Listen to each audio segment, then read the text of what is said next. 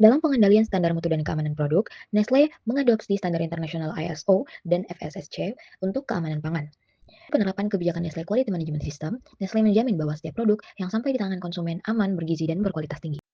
Selanjutnya yakni standar keberlanjutan lingkungan. Nestle memiliki komitmen terhadap keberlanjutan lingkungan dengan menerapkan standar yang fokus pada pengurangan emisi karbon, pengelolaan limbah, dan efisiensi energi di seluruh fasilitasnya. Dalam pengendalian tata kelola, Nestle Indonesia mengedepankan kepercayaan publik dan penerapan transparansi yang diaudit secara eksternal untuk mematuhi kepatuhan terhadap hukum dan regulasi setempat. Juga, pempublikasian dengan standar GRI menjadi komitmennya bertanggung jawab secara sosial dan lingkungan. Langkah-langkah dalam pengendalian. Yang pertama ada identifikasi resiko. Mengidentifikasi resiko yang terkait dengan operasional seperti fluktuasi harga, bahan baku, perubahan, regulasi, dan resiko lingkungan. Yang kedua ada perencanaan dan penetapan standar.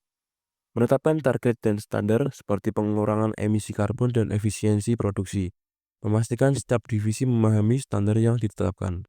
Kemudian yang ketiga ada implementasi dan kebijakan dan prosedur.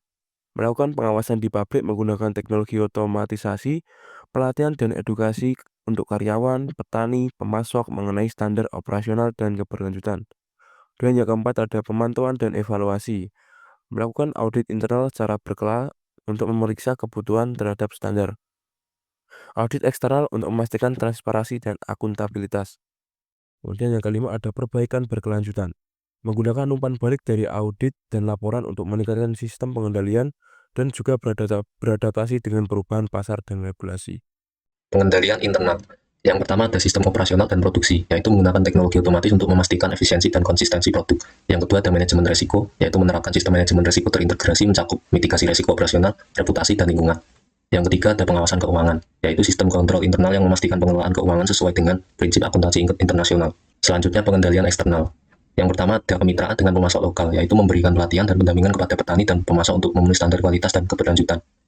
Yang kedua ada kepatuhan terhadap regulasi, yaitu mematuhi semua regulasi lokal terkait keamanan pangan, ketenagakerjaan, dan perlindungan lingkungan. Yang ketiga ada audit eksternal, yaitu dilakukan oleh lembaga independen untuk memastikan kepatuhan terhadap standar global dan lokal. Lalu yang terakhir ada kerjasama dengan pemangku kepentingan, yaitu berkolaborasi dengan pemerintah, LSM, dan komunitas untuk mendukung program pembangunan berkelanjutan dan inklusif.